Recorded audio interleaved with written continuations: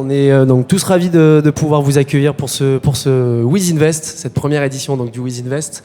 Pour certains, je vous ai conviés donc personnellement dans le cadre de cette rencontre, notamment les financeurs, et pour beaucoup d'autres également, des porteurs de projets. Vous êtes donc tous invités à venir donc découvrir des outils de financement afin de pouvoir financer vos projets à impact.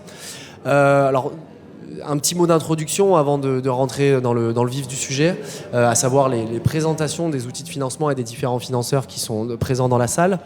Déjà, je souhaitais me présenter. Donc, Gauthier Renaud, je suis donc le directeur de la programmation du World Impact Summit. Donc, on a organisé cet événement, comme vous le savez peut-être, pour faire la promotion de solutions concrètes qui contribuent à la transition écologique. Voilà, de toute nature. Et cette année particulièrement, on a un focus, comme vous avez pu le comprendre, sur le sujet de l'eau. Mais voilà, l'objectif de ce WizInvest n'est pas seulement de financer des solutions du secteur de l'eau, mais plus globalement dans le cadre de la transition écologique. Voilà, donc je voulais ouvrir un petit peu cette séquence déjà en donnant la parole donc à Clément qui est à mes côtés, qui va avoir l'occasion donc de se présenter, qui représente notamment Soliland, qui est la structure de financement participatif qui est à l'initiative du World Impact Summit. Voilà, donc Clément, peut-être si tu veux faire un petit mot d'introduction. Merci Gauthier, bonjour à tous. Effectivement, je suis Clément Dussert, responsable du développement chez Soliland. Donc on a la chance, en tant que partenaire historique et fondateur du Wiz, de pouvoir représenter le financement participatif. La question du financement est quelque chose que j'ai découvert il n'y a pas très longtemps, puisque j'ai pris la succession de Gauthier chez Soliland cette année. Et lorsque j'ai accédé à cette connaissance et au parterre de solutions, mais aussi que j'ai eu mes premiers rendez-vous avec des startups qui recherchaient des financements, j'ai compris que le sujet était absolument très complexe et qu'il y avait des niveaux de financement différents, avec forcément des demandes différentes, des acteurs différents. Une petite expérience personnelle lors d'un rendez-vous. Gauthier m'avait gentiment mis en relation avec quelqu'un qu'il avait déjà eu en contact. Premier rendez-vous, je me présente rapidement et je demande est-ce que vous pouvez me présenter l'entreprise, me rappeler le contexte, me dire d'où vous venez, enfin globalement des questions qu'on pose tout le temps. Sauf que la personne qui était un dirigeant d'entreprise en face de moi m'a absolument roulé dessus en me disant que globalement, il perdait tout son temps à faire que des allers-retours, à parler avec des financeurs et qu'il faisait plus son métier. Donc à partir de ce moment-là, j'ai compris que la question du financement était évidemment cruciale, évidemment complexe. Et c'est dans ce cadre-là qu'on a eu pour objectif de créer un événement, un rassemblement qui inverse un peu les rôles et qui est chronophage pour les financeurs et moins pour les startups. Donc c'est l'objectif de la matinée et il y a tellement d'étapes différentes dans ce financement, il y a tellement de complexité, tellement d'acteurs que voilà, on a vraiment pour objectif de synthétiser tout ça et après qu'il y ait un échange informel autour de ces questions et qui amèneront, on l'espère, à des collaborations. Tout à fait, alors tu fais bien de le noter parce que alors, pour certains d'entre vous, vous avez sûrement dû utiliser la plateforme de rendez-vous. Bon, je sais qu'elle n'a pas été fructueuse dans la majorité des cas, mais l'objectif aussi c'est que justement dans le cadre de ces rencontres, avec ces rencontres inversées, ces pitchs inversés, vous pourrez du coup mettre un visage sur les financeurs présents lors de cette rencontre et de leur permettre à la suite voilà, d'échanger ensemble. Et pour ajouter également un petit point sur la lisibilité des financeurs, c'est aussi une opportunité pour mettre en valeur les financeurs qui sont très souvent plutôt à votre place, à savoir à écouter des porteurs de projets qui ont des choses incroyables à raconter et assez rarement finalement on trouve des financeurs à notre place pour présenter leur structure et leur outil de financement. Donc du coup c'est l'objectif de cette rencontre. Voilà, ça se fait de plus en plus, mais nous c'est la première édition. Je souhaitais également avoir un petit mot et je vais donner la parole de suite au campement qui nous a accompagnés accompagné donc, depuis le tout début de cette aventure. L'organisation de ce WizInvest, c'est pas anodin. Ça fait suite à une discussion avec Céline, coordinatrice du campement, qui malheureusement aujourd'hui se sent dans un état assez compliqué. Alors heureusement, elle va bien, ce n'est pas le Covid, mais voilà, elle ne peut pas être présente avec nous et elle vous salue tous. Mais c'est lors d'un échange avec elle, elle accompagne de nombreux entrepreneurs dans le cadre du campement, donc, qui est une structure située à Darwin, qui accompagne des projets à impact positif. Voilà, elle me disait tout simplement, c'est super le Wiz, c'est super de mettre en place plein de solutions, mais moi, mes porteurs de projets, quand ils viennent au Wiz, qu'est-ce qu'ils vont retrouver? Qu'est-ce qu'ils vont trouver? Je lui dis, je sais pas, des projets inspirants, etc., etc. Et finalement, elle m'a dit, mais en fait, moi, ce dont j'ai besoin, c'est de proposer de la lisibilité, comme l'a dit Clément, sur les outils de financement qui sont disponibles pour mes porteurs de projets. Ils ont tous des stades d'évolution différentes et ils ont tous besoin, finalement, de comprendre qui sont les acteurs qui sont adaptés à leurs besoins. Donc voilà. Donc je souhaite donner la parole rapidement à Christine, qui est présente, représentante également des premières, pour faire un petit mot d'introduction et de présentation du campement. Merci d'être avec nous. Merci Gauthier. En fait, tu as tout dit. Donc je voulais juste... alors je remplace Céline au pied levé. Je voulais juste dire quelques mots sur le campement. Et en effet, les premières, c'est une structure d'accompagnement également qui est à Darwin. Et nous sommes membres du groupement qui co-gère la pépinière Le Campement. Le Campement étant une pépinière de la mairie de Bordeaux qui existe depuis 2014 avec cette volonté et ce positionnement très spécifique d'accompagner des entrepreneurs engagés, des entrepreneurs à impact, des entreprises qui sont dans le développement durable, l'innovation d'usage et l'économie sociale et solidaire. Donc dans la pépinière, on accompagne des entreprises qui sont immatriculées, qui sont en développement, qui font déjà du chiffre d'affaires et qui ont envie et besoin d'être accompagnés sur une durée de 23 mois, avec évidemment un accompagnement également à la sortie. Et pendant les 2 ans d'accompagnement, toutes les thématiques incontournables quand on est en phase de développement sont abordées en individuel, mais aussi en atelier collectif. Il y a beaucoup de mises en réseau et des mises en lien qualifié, évidemment avec des financeurs. C'est vrai qu'aujourd'hui, il y a quand même un écosystème du financement qui se densifie. Donc ça, c'est génial, mais ça enlève un petit peu de lisibilité. Et quand on accompagne des projets qui sont innovants, qui sont parfois très en avance, c'est parfois un petit peu compliqué de trouver la ressource la plus pertinente et l'interlocuteur qui va vraiment avoir et l'oreille et des indicateurs qui lui donneront envie de s'engager financièrement et d'aider toutes ces boîtes qui ont un fort potentiel. Donc, je pense que Céline aurait dit d'autres choses, mais en tout cas, je suis ravie que le campement soit partenaire de cet atelier et de l'événement.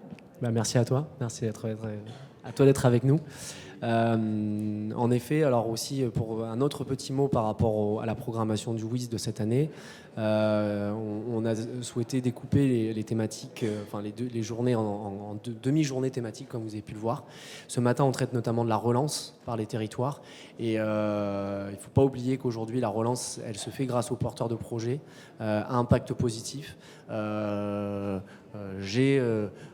vois des visages que je connais autour de la salle et qui représentent des porteurs de projets très innovants et très intéressants.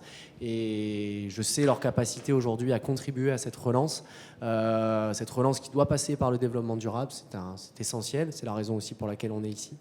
Que ce soit un impact au niveau environnemental ou au niveau social. Aujourd'hui, c'est un enjeu qui est vraiment essentiel.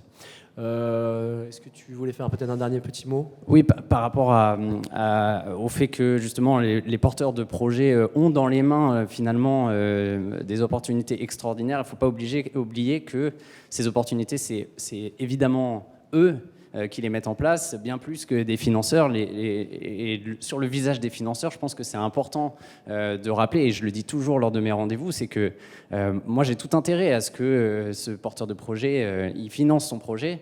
Maintenant, la vraie question, c'est est-ce que je suis le bon interlocuteur ? Est-ce que j'interviens au bon moment ? Donc voilà, je dis toujours humblement que je n'ai pas créé, je ne suis pas un créateur, je ne prends pas les mêmes risques que cette personne-là. C'est vraiment très important de comprendre en tant que financeur financeurs que on n'est pas que des personnes en costard-cravate avec les cheveux grisonnants, avec des millions sur des tableaux. On est aussi des gens qui veulent soutenir ces projets, ces initiatives. C'est vraiment, c'est vraiment très important de regarder dans la même direction qu'avec un porteur de projet. Hier, petite anecdote, hier, je faisais partie du jury du concours des solutions et parfois je posais des questions qui étaient assez brutales parce qu'il y a 5 minutes de pitch, 5 minutes de questions. Donc on n'a pas le temps, évidemment, de prendre le temps d'expliquer la démarche que l'on a derrière. Et je me disais, avec le recul, que je me permettais de remettre en question tout un modèle qui est créé depuis 3, 4 ans, 5 ans, avec juste une question. Et c'est très difficile d'être aussi dans la position critique. Donc il faut vraiment avoir ce regard, je pense, en tout cas, ouvert et dans la même direction que le porteur de projet. Et si on n'est pas le bon interlocuteur, il y en a d'autres. Maintenant, comme on l'a dit, la complexité du paysage des financeurs fait qu'on a eu l'idée d'organiser ce WizInvest et ce pitch inversé qui va bientôt démarrer du coup. Tout à fait. Bon, je pense qu'on a beaucoup parlé. Maintenant, ça va être l'occasion d'organiser ces pitchs inversés.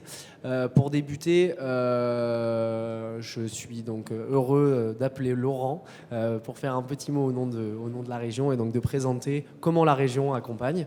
Et donc, c'est officiellement les débuts des pitchs inversés. Donc, à vos stylos. Et voilà. Et ensuite, on enchaînera sur financeur après financeur. Voilà. Bonne rencontre à tous. Merci Gauthier, merci de l'invitation et de cet événement qui est fondamental, je pense, pour souligner que justement on peut réconcilier dans le financement l'écologie et l'économie.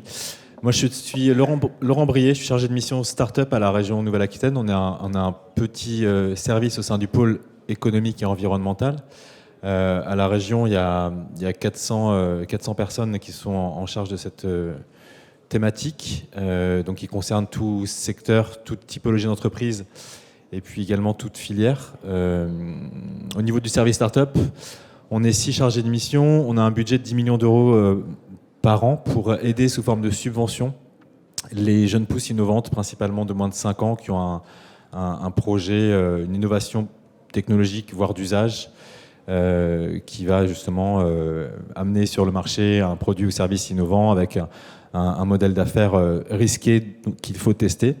On travaille en lien bien entendu avec les technopoles et les différents incubateurs et divers pépinières du campement notamment, qui sont au quotidien les accompagnateurs qui vont faire mûrir le projet, le modeler, etc. Nous on intervient vraiment sur le volet financement.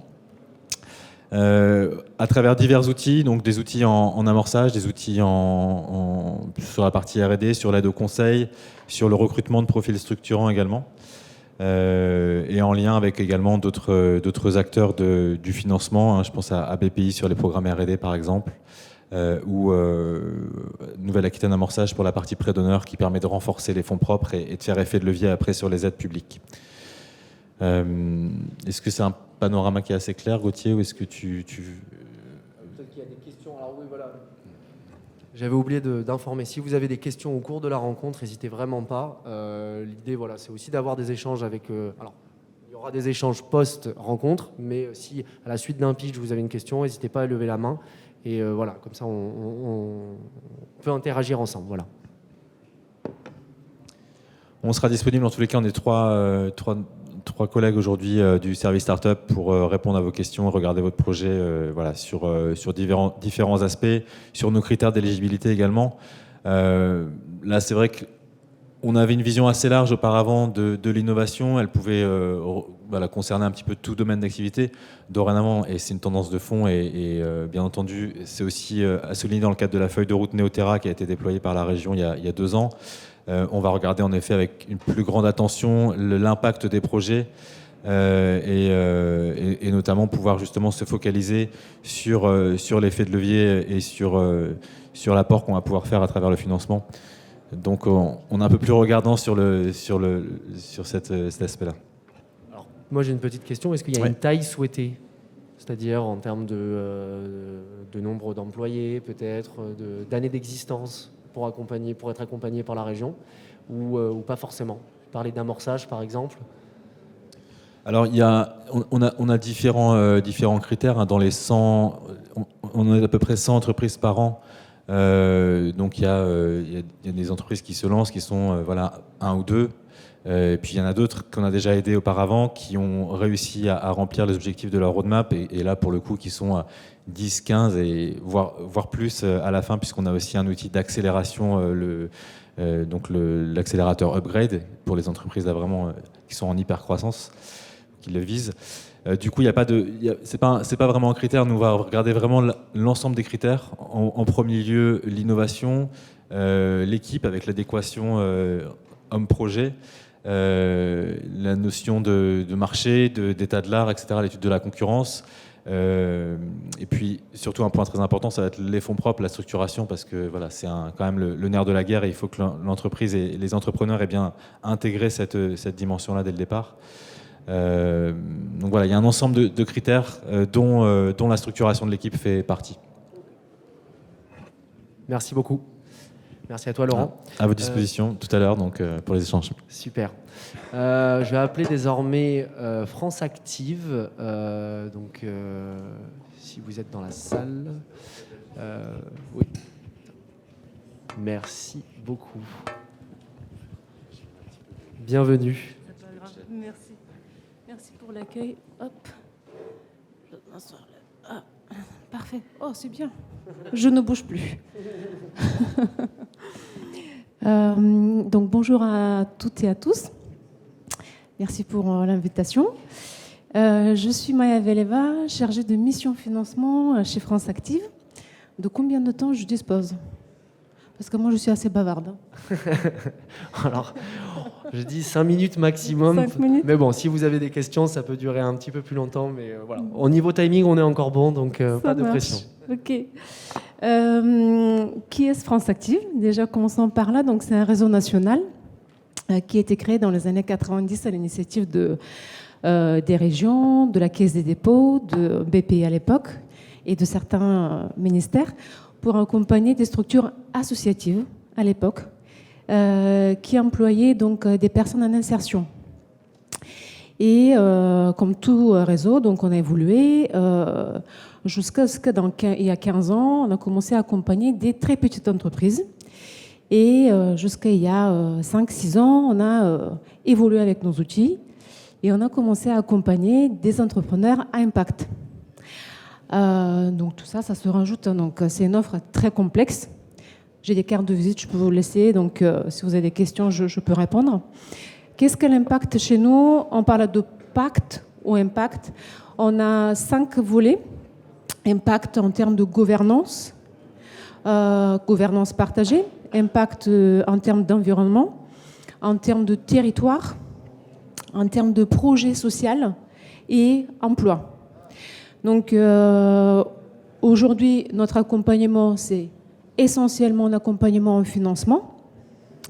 Nous travaillons avec un système, avec l'écosystème local, hein, donc la région, le campement, des plateformes de crowdfunding que vous allez voir tout à l'heure.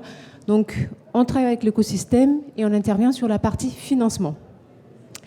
Qu'est-ce que ça veut dire la partie financement ? Donc, on a des outils en fonds propres, des outils de garantie bancaire, essentiellement, pour faire effet de levier auprès des banques, avec des cautions. Et également, nous avons des solutions de court terme, puisque nous savons que pour certains projets associatifs, des projets innovants, quand vous allez demander une subvention, la subvention ne vient pas de suite. Donc il y a un laps de temps qui passe entre 3 à 9 mois, le temps de gestation de projet, hein, tant qu'on y est.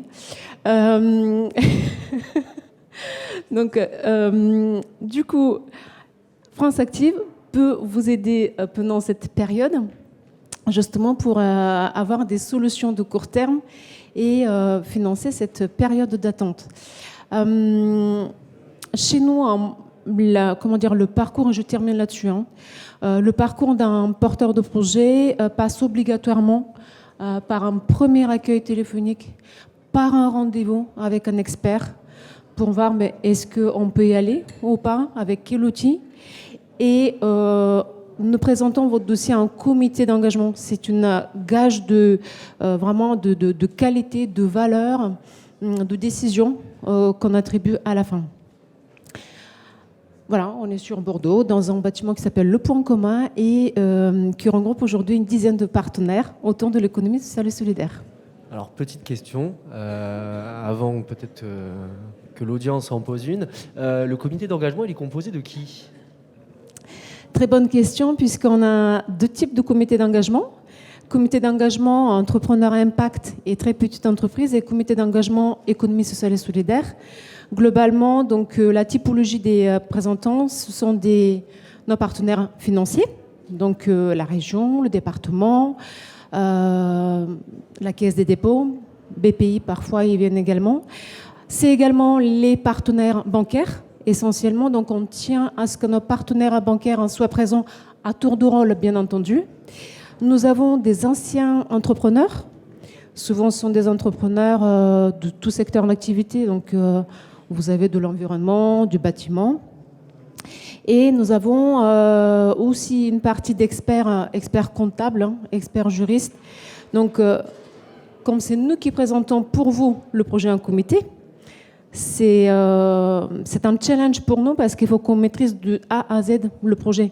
Donc parfois, le rendez-vous peut paraître assez laborieux en termes de documents, en termes de questions, mais c'est parce qu'on porte vraiment le projet pour vous auprès du comité.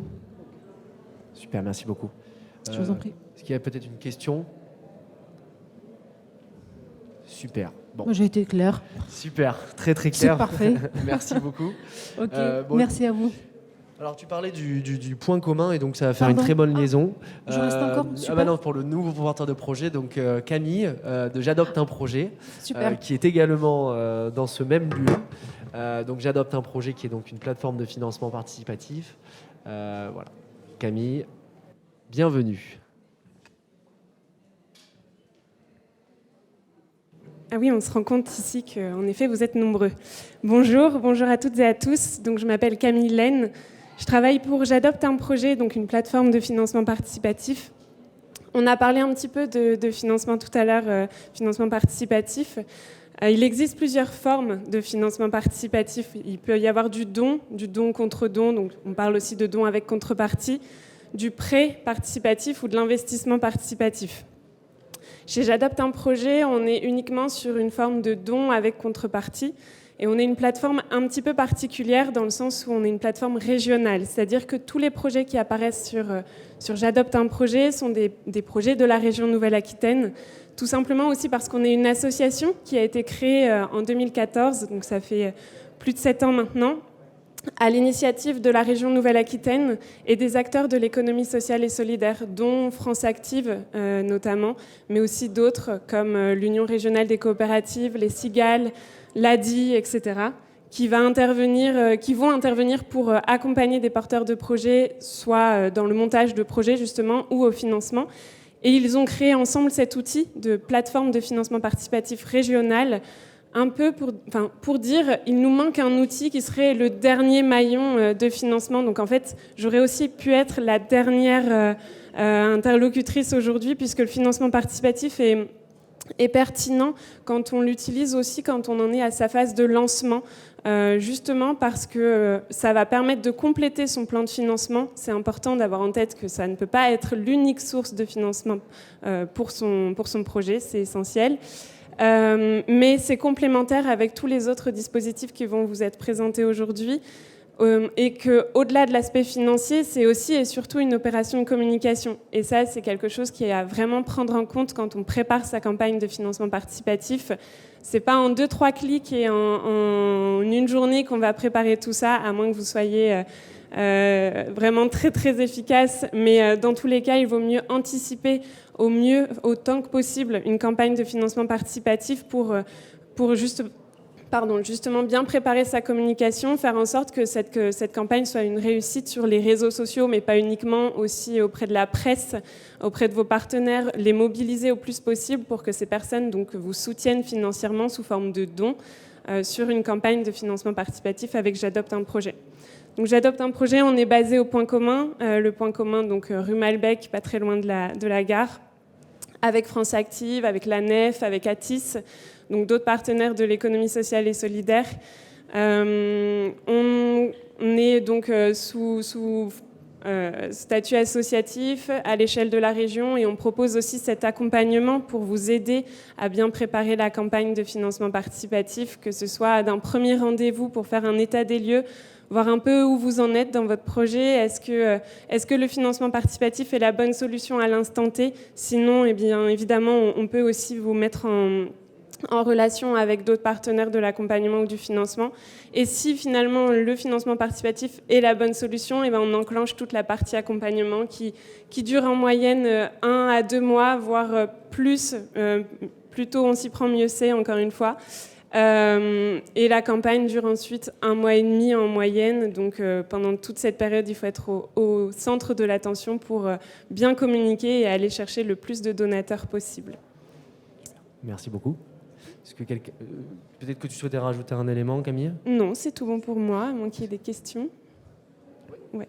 Vous pouvez préciser ce que c'est le don avec contrepartie, s'il vous plaît? Oui, bien sûr. Alors, une contrepartie ou du don contre don, c'est quand quelqu'un, si par exemple vous promenez sur une plateforme de financement participatif, vous découvrez un projet qui vous plaît parce qu'il est à côté de chez vous, parce que vous partagez les mêmes valeurs et donc vous souhaitez le soutenir, vous allez donner par exemple 20 € sur ce projet. En échange, et vous allez recevoir une contrepartie. Donc cette contrepartie, c'est un cadeau matériel, immatériel, plutôt de l'ordre du symbolique. L'idée, c'est de faire découvrir votre activité sous forme d'un atelier par exemple, ou invité à une soirée d'inauguration, une soirée dédiée à tous les contributeurs. Donc c'est l'objectif de faire découvrir votre activité, créer du lien avec les personnes, vos contributeurs, donc les donateurs, et avoir cet effet, fédérer une communauté autour de soi qui est important. C'est aussi un des objectifs du financement participatif. Voilà. Merci beaucoup. Une autre petite question éventuellement? Super, merci beaucoup. Merci et à tout de suite pour la suite. Donc on va rester sur le même thème et on va redonner la parole à quelqu'un qui a déjà pris la parole, décidément. Donc Clément.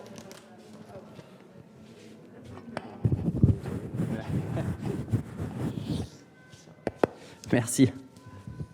À nouveau, tu prends la parole. Clément, c'est pour toi. Donc c'est une bonne transition parce que effectivement, comme le disait Camille, il y a plusieurs formes de financement participatif. Et Soliland, que je rappelle, est la plateforme fondatrice à la base du World Impact Summit, est une plateforme de prêt participatif. C'est-à-dire qu'on va mettre en relation un porteur de projet avec des prêteurs qui vont prêter sur la plateforme, soutenir un projet, et le porteur de projet va venir rembourser comme un prêt classique, sauf qu'il est par essence participatif. Aujourd'hui, chez Soliland, on a 2 critères de sélection. Le premier critère, c'est évidemment l'impact.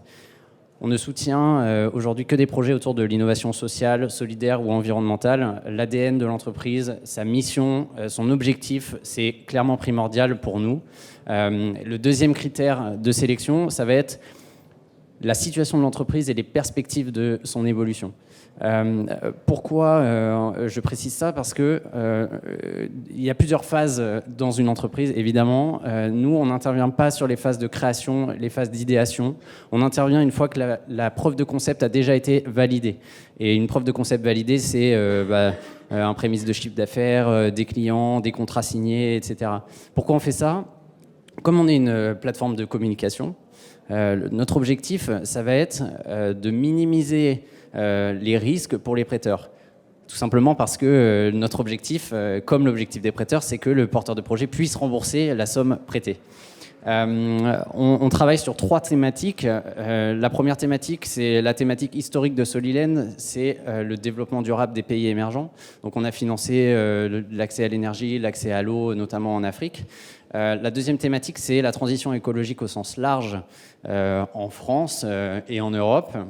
Donc là, on attaque tous les sujets de consommation, la logistique, l'alimentation, la mode, etc.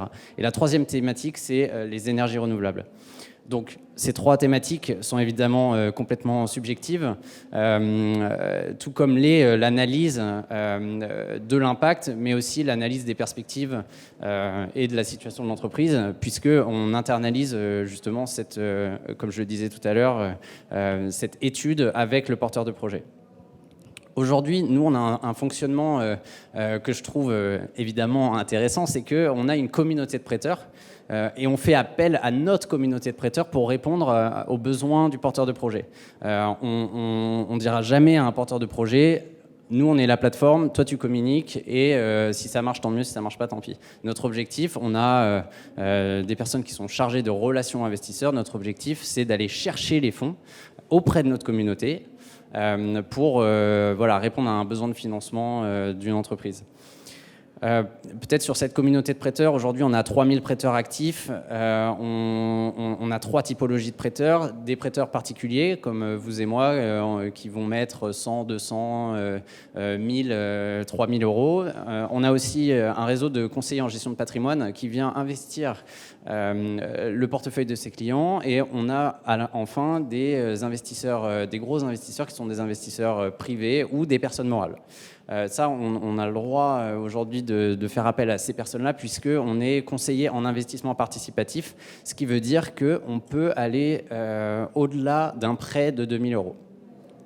Sur la typologie des tickets de prêt, je dirais globalement, ce sont des prêts entre 100 et 250 000 euros que l'on va faire à court terme. Pourquoi court terme? C'est aussi l'essence même du crowdlending, c'est que parfois on a des personnes qui vont prêter 50 euros ou 100 euros, on ne peut pas étaler 100 euros, un remboursement de 100 euros sur 10 ans, ça n'a pas de sens, on perdrait notre communauté. Donc on est une typologie, la typologie elle s'appelle le prêt participatif, et aujourd'hui on a accompagné depuis 2017 24 projets pour un montant total de 2,5 millions d'euros.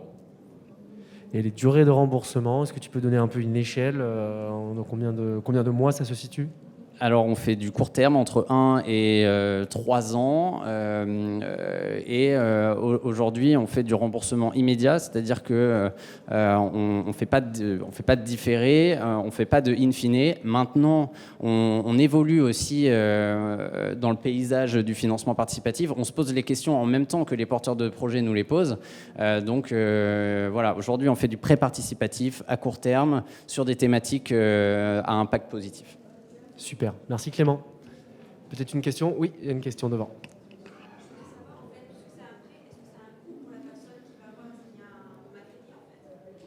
Tout à fait. Alors, il y a effectivement un taux d'intérêt que l'on fixe pour rémunérer les prêteurs. C'est notre façon aussi d'attirer les prêteurs. C'est à la fois l'impact et à la fois rémunérateur. Et finalement, je ne l'ai pas précisé, mais notre objectif, à la base, était de donner du sens à l'épargne disponible. On a vu des chiffres absolument faramineux lors du Covid, où il y a 400 milliards qui traînent sur le livret A. Nous, notre objectif, c'était de capitaliser sur cette épargne disponible-là. Et comment on le fait? On fait la même chose que les banques. On dit, on a un taux d'intérêt qui est évidemment à la charge du porteur de projet. Et ce taux d'intérêt, il se fixe aujourd'hui, sur nos projets, entre 4 et 6%. Voilà, et donc notre objectif, c'est évidemment de récompenser le prêteur pour sa prise de risque, puisqu'il y a quand même une prise de risque, et de mobiliser l'épargne disponible.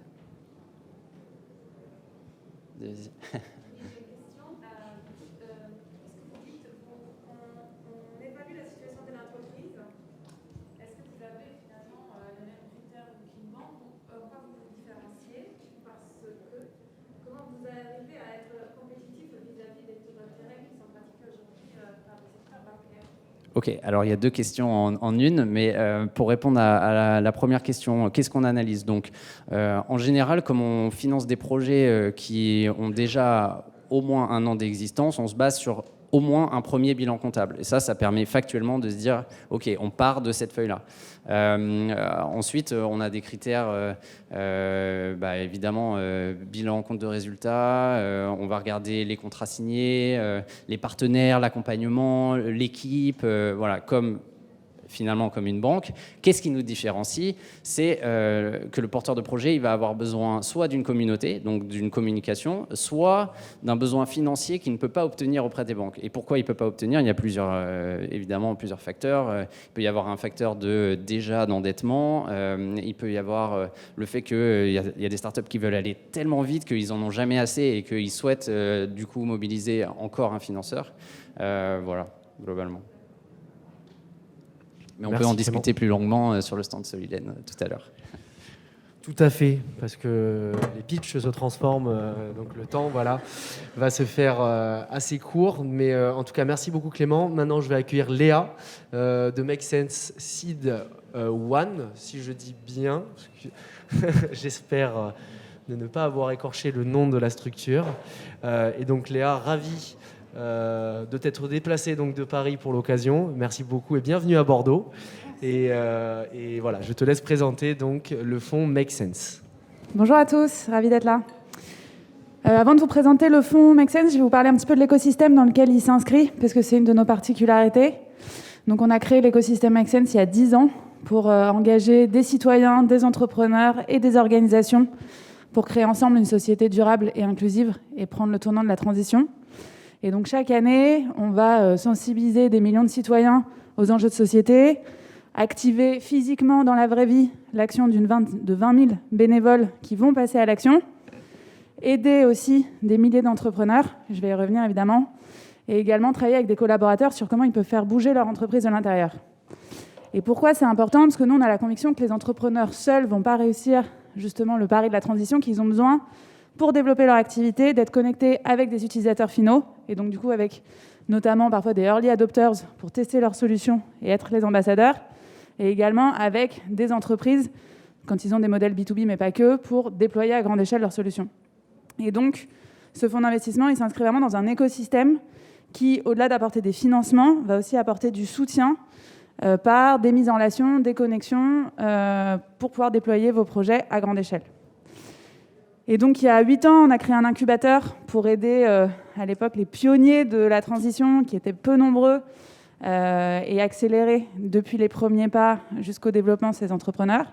Et depuis 3 ans, on a un fonds d'investissement, premier fonds de 8 millions d'euros, qui investit des tickets entre 100 000 et 500 000 euros sur des premiers tours d'investissement, dans des entreprises qui mettent l'impact social et environnemental au cœur de leur projet et de leur valeur, de leur proposition de valeur. Donc c'est pas on reverse une partie de notre chiffre d'affaires, il faut que ce soit vraiment un modèle direct d'impact et que la croissance du business va aussi déployer la croissance de l'impact à grande échelle. Voilà, et on va aussi, à partir de janvier, annoncer le lancement d'un nouveau fonds, cette fois-ci plutôt en série A, avec des tickets de 500 000 euros à 3 millions. Donc je pourrais en dire plus à partir de janvier, mais c'est aussi pour pouvoir continuer d'accompagner les entrepreneurs dans la durée, parce qu'on est convaincu qu'aujourd'hui, généralement, on démarre avec plein d'envies, plein de rêves, et que c'est aussi dans la croissance que c'est parfois difficile de tout concilier. Et que donc, il faut à la fois intervenir dès le début pour mettre en place des garde-fous d'impact, mais aussi pouvoir accompagner les entrepreneurs dans la durée. Et donc, nous, on prend systématiquement une place au board, quel que soit le ticket qu'on met, avec l'idée de dire qu'on est là comme aussi les garants de l'impact dans la gouvernance de l'entreprise et que les entrepreneurs peuvent s'appuyer sur nous pour cela. Donc, on met énormément d'attention à ce qui est la rencontre avec les entrepreneurs, avec le fit, pour faire des anglicismes quand même dans le monde de l'investissement, c'est important, avec les entrepreneurs, et de s'assurer qu'on est bien aligné sur où on veut emmener la société ensemble, parce que nous, on va être là évidemment pour les challenger sur leur développement économique, mais aussi pour s'assurer que cette vision d'impact reste au cœur tout au long de la vie de la société. Voilà. Super, merci beaucoup. Est-ce que tu as quelques exemples peut-être d'entreprises? Moi, j'en connais, mais voilà, dans lesquelles vous avez investi récemment. Je pense à une notamment qui vient de chez nous. De Bordeaux, que j'ai vu hier. C'est bon, j'en ai profité. Mais pas que, évidemment, il y en a plein d'autres. Est-ce que tu as quelques exemples peut-être? Bien sûr, donc on va investir dans tous les secteurs, environnement, mais éducation, santé, social. Dans l'environnement, on a investi dans une entreprise qui s'appelle Toupi, qui vient du coup de la région de Bordeaux, qui utilise l'urine humaine comme une base de culture pour faire des biofertilisants organiques, si vous me suivez toujours, qui, on l'espère, va révolutionner, qui est à la fois dans l'économie circulaire et en même temps dans le monde agricole. Mais on accompagne aussi, par exemple, une entreprise qui s'appelle Epoca, qui est aussi née notamment à l'Unitech, même si aujourd'hui elle est basée à Paris, et qui accompagne des personnes en multipathologiques dans le retour à la maison, dans leur parcours de soins, notamment par rapport à l'hôpital. Donc c'est assez varié. On a investi aussi dans des entreprises qui accompagnent à la détection, par exemple, des maladies 10, ou par exemple l'accompagnement des agriculteurs dans la conversion vers le bio, une marque qui s'appelle Bio Demain, qui n'est pas encore très connue sur le territoire bordelais, mais qui j'espère le sera bientôt, qui vient pour le coup du territoire lillois. Donc c'est assez varié avec des modèles parfois B2B, parfois B2C. Pour nous, c'est un alignement de valeurs, une équipe en capacité de se déployer à grande échelle avec à la fois l'ambition, la capacité d'exécution et les valeurs. Et c'est pas simple de trouver les trois. Quelques résultats, mais pour le coup, là, c'est assez variable. Il n'y a pas forcément une nécessité de chiffre d'affaires. Nous, ce qu'on veut, c'est un time to market qui est moins d'1 an, parce que les projets très R&D, hyper biotech, avec un time to market de 4-5 ans, c'est pas exactement notre savoir-faire. Super, voilà. Merci beaucoup Léa. Et pour ceux qui ont la chance hier peut-être de croiser Basile, qui était donc présent également, qui est donc directeur du pôle entrepreneur de Make Sense. Si vous ne connaissiez pas Make Sense, je vous invite grandement à aller découvrir ce qu'ils font. Merci beaucoup Léa. Avec plaisir, je suis là jusqu'à 13h, donc si certains veulent me rencontrer, je serai dans le coin. Super. Non, je vais le récupérer. Merci beaucoup. Alors maintenant, je vais appeler Melchior de Maïf Impact, que je vois présent. Merci beaucoup. Bienvenue Melchior. Présente-nous Maïf Impact, s'il te plaît. Bonjour à tous. Je m'appelle Melchior et je travaille comme analyste chez Maïf Impact, qui est un des 2 fonds de capital risque du groupe Maïf. C'est un fonds qui est doté de 40 millions d'euros sur les fonds propres du groupe. On investit un petit peu après Make Sense, enfin le premier fonds de Make Sense, en série A après l'amorçage, dans des entreprises à fort impact, d'abord social et puis environnemental. On investit entre 500 000 et 1 million d'euros, en majorité en capital, mais on est capable aussi d'apporter d'autres types d'outils financiers. On a en portefeuille des entreprises dans lesquelles on a investi, enfin des entreprises, des coopératives et même des associations dans lesquelles on a investi avec des titres participatifs, des obligations convertibles, etc. On intervient sur 3 grandes thématiques qui font partie du plan stratégique du groupe Maïf. D'abord, la première grande thématique, c'est le développement de l'égalité des chances dans l'éducation, la formation et l'accès à la culture. La deuxième grande thématique, c'est le développement de nouvelles formes d'entraide entre les personnes et entre les territoires. Concrètement, ça veut dire plus ou moins entre les générations et entre les villes et les campagnes. Et la troisième grande thématique qui va sûrement plus vous intéresser, c'est l'économie circulaire. On est venu avec deux entreprises de notre portefeuille, juste à droite, donc si vous voulez qu'on se parle après, je suis disponible. C'est Home et Ma Bonne Étoile. Home, c'est une machine qui nettoie des verres avec très peu d'eau, très peu de vapeur d'eau, et en quelques secondes pour arrêter les gobelets à usage unique dans les entreprises.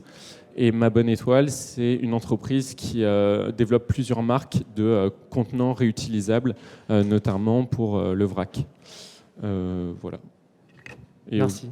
Voilà, aujourd'hui, on a investi dans plus de 25 projets, à peu près 25 millions d'euros, et on investit entre 6 et 8 projets par an, ce qui est l'équivalent de 5 millions par an. Super, merci beaucoup Melchior. Petite question peut-être ? Non, super. Merci beaucoup. Vous pourrez retrouver donc Melchior juste derrière dans le stand Maïf Impact. Je vais faire appel désormais à John Samson, s'il est présent dans la salle. Ouais. Bonjour John. Alors tu ne représentes pas une... Alors excuse-moi, je vais passer un petit coup de lingette. Hop. Tu ne vas pas représenter donc une structure à part entière, mais plutôt toi, en tant que business angel. Et donc, tu travailles notamment avec Make Sense, si j'ai bien compris. Ouais. Et donc, voilà, ravi de t'avoir à nos côtés. Et présente-nous un petit peu qu'est-ce qui t'intéresse et comment finances-tu aujourd'hui les entreprises? Ouais, alors je préfère le terme d'investisseur privé. Business Angel, il y a une méthodologie qui est un peu derrière. Ouais, donc je suis investisseur privé, je suis issu du web où j'ai fait un exit il y a 3 ans et j'investis dans des startups à impact, plutôt en phase R&D, souvent qui ne font pas de chiffre d'affaires ou très peu de chiffre d'affaires, sur des tickets d'investissement de 50 000 à 150 000 euros. Je suis sur une thèse proche de celle que Make Sense vous a présentée. D'ailleurs, dans le portefeuille investi, jusqu'à maintenant, j'ai investi dans 8 startups et je partage avec eux Epoca, dont on vous a parlé, qui fait la gériatrie à domicile, et Toupie Organics. Je fais aussi de la biotech, des projets très R&D, j'ai envie de dire. Donc, dans la région, j'ai investi chez Trifrog Therapeutics.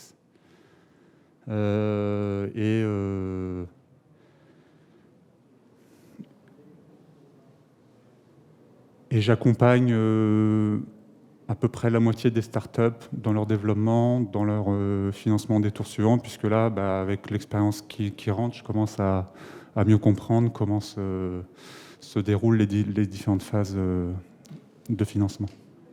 Super. Et alors, tu restes combien de temps à peu près au capital? Est-ce que tu as une durée définie? Est-ce que tu sors au bout d'un moment? Voilà.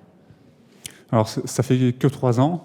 Donc, non, j'ai pas de durée. Il y a une logique financière sur les sorties. C'est-à-dire que si... alors, je suis en général sur du 5-10 ans, j'ai envie de dire. Mais ça peut être 15 ans, voilà. Mais effectivement, si je sens qu'à un moment donné, une entreprise est sur une trajectoire, une valorisation qui ne sont pas en phase, ça me poussera à sortir, quoi. Voilà. Merci beaucoup. Petite question peut-être? International même, j'ai une entreprise en Belgique. Là, je suis en discussion avec une entreprise au Brésil qui est dans les algues. Voilà.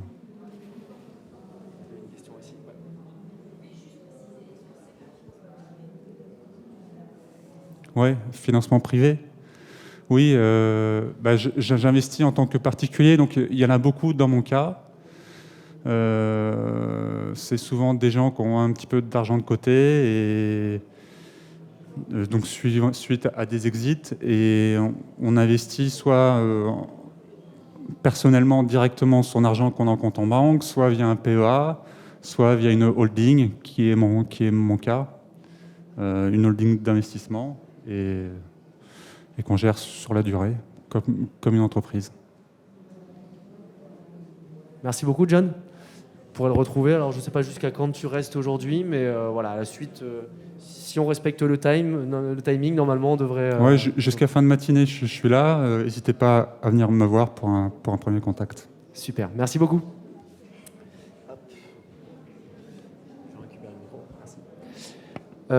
Désormais, je vais faire appel à Finaki, s'ils sont présents dans la salle. Bonjour. Bonjour. Merci. Je vais passer un petit coup de lingette. Bonjour. Bonjour à toutes et à tous et merci de l'invitation. Donc, la transition est pas mal avec l'intervention précédente puisque FBA, donc Femmes Business Angels, c'est un réseau de femmes qui investissent dans les projets, dans des startups innovantes, à fort potentiel, avec, je dirais, un attrait particulier, même si ce n'est pas un critère, ce ne sont pas des critères spéciaux, mais sur des projets à impact également, et aussi des projets qui sont portés soit par une femme, soit par une équipe mixte, puisque nous avons dans nos valeurs, je dirais, un rôle particulier à jouer dans la vie socio-économique au niveau féminin, sur le plan féminin, et nous cherchons à faire en sorte, d'une part, que des femmes nous rejoignent pour investir dans des startups, mais également donc soutenir des projets qui sont portés par des femmes ou des équipes mixtes. Alors, comme je l'ai dit, ce n'est pas des critères, c'est-à-dire qu'on a déjà investi dans beaucoup de projets qui sont également portés par des équipes purement masculines, mais de plus en plus, c'est quelque chose qui nous intéresse, qui nous motive particulièrement, c'est d'aider les femmes à entreprendre et les femmes également à investir. Voilà, donc nous sommes des business angels, c'est-à-dire que, comme l'a dit le précédent intervenant, nous investissons nos deniers privés, nos deniers propres, soit individuellement, c'est la plupart du temps le cas depuis déjà plus de... le réseau a été créé en 2003, donc on est déjà une entité assez vieille, si je puis dire.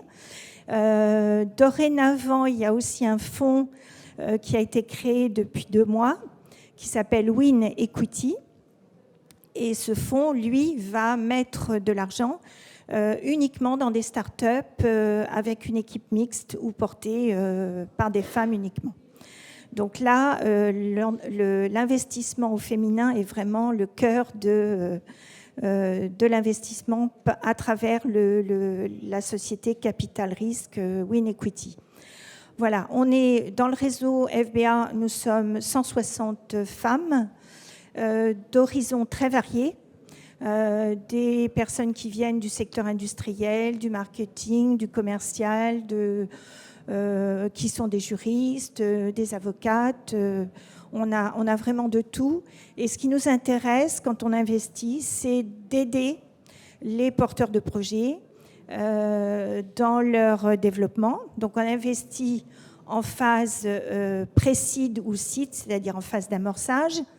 On investit des tickets très variables selon les sociétés.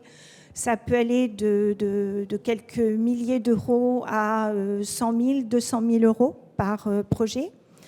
Il faut savoir qu'on voit beaucoup de projets défiler. On reçoit sur la plateforme environ 1000 projets par an.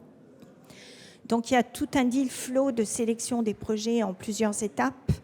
La première consiste en un rendez-vous téléphonique avec nos analystes. Ensuite, il y a un duo ou un binôme de femmes qui se créent en fonction de leurs compétences et de leur appétence par rapport à un type de projet pour faire une instruction avec les porteurs de projet. Ensuite, le projet est passé en comité de validation. Et si toutes ces étapes sont passées et les porteurs de projet passent en pitch devant l'ensemble des membres du réseau qui sont présents ce jour-là. Et ce jour-là, c'est une réunion mensuelle qui a lieu régulièrement, en général en début de mois, et qui permet de présenter 3 à 4 projets. À l'issue de cette réunion, quand les femmes qui sont intéressées par le projet se sont manifestées, une dernière réunion est organisée de façon à finaliser les quelques questions qui peuvent se poser et surtout à discuter du pacte d'associés et de la valorisation de l'entreprise qui est effectivement un élément important aussi dans le cadre de cet investissement. Voilà, donc encore une fois, les projets qui nous intéressent particulièrement, c'est pour aider les femmes à s'insérer vraiment dans la vie économique. Il n'y a pas dans les investisseurs que des personnes en costume cravate et avec des cheveux gris. Voilà, comme ça a été évoqué par Clément tout à l'heure. Ça a été créé parce que justement les femmes ne se retrouvaient pas dans ces réseaux existants de business angels qui étaient exclusivement masculins à l'époque. Aujourd'hui, ça a beaucoup changé. Il y a quand même pas mal de femmes dans les réseaux. Il faut savoir que l'organisation globale en France des business angels, qui s'appelle France Angels, intègre 64 réseaux. Donc, il y en a énormément.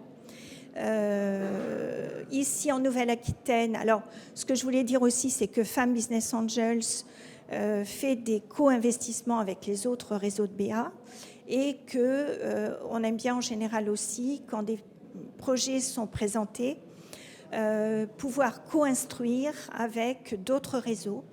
Donc ici en Nouvelle-Aquitaine, on instruit souvent avec Arts et Métiers Business Angels, AMBA, avec parfois Adour BA, Synergence. Voilà. Il y a un autre réseau, mais celui-là, il est national, qui s'appelle Angel Santé, avec lequel on co-investit régulièrement. Voilà. Donc on a, juste pour vous donner des chiffres, sur les 10 dernières années, on a investi 13 millions d'euros sur environ 185 startups. Et en région Nouvelle-Aquitaine, il y en a une dizaine dans lesquelles le FBA a investi. Je citerai jestock.com, Circouleur qui est dans l'impact également.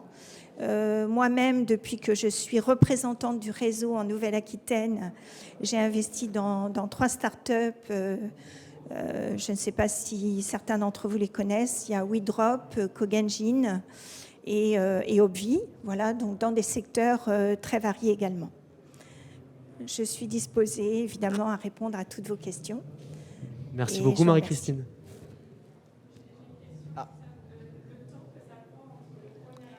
Le cycle d'instruction est il faut compter 3-4 mois. Voilà.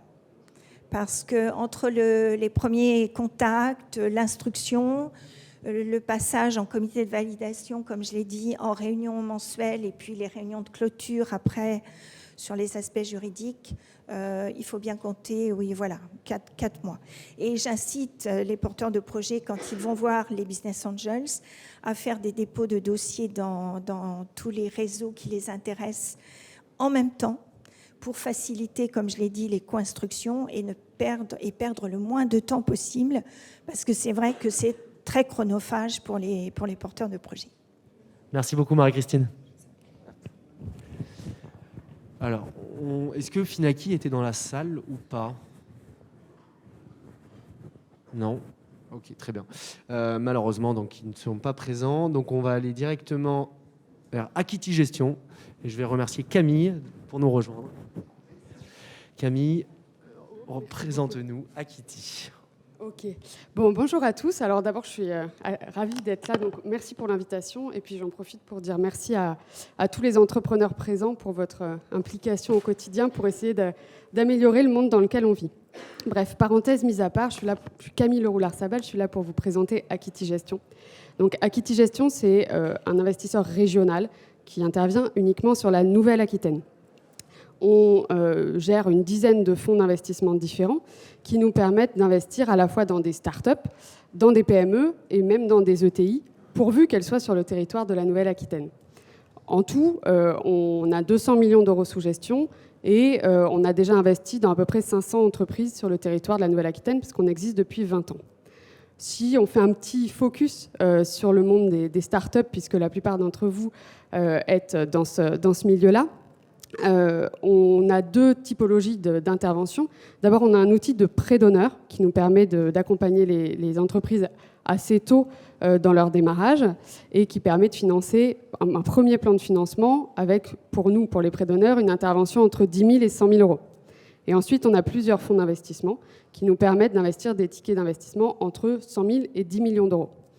Tout ça pour vous dire qu'en gros, avec tous les outils dont on dispose, on est capable d'accompagner tout type de boîte par rapport à leurs besoins de renforcement en fonds propres, quel que soit leur secteur d'activité, quelle que soit la maturité de l'entreprise, parce qu'on intervient sur des entreprises qui ne font pas de chiffre d'affaires, notamment dans des entreprises très technologiques.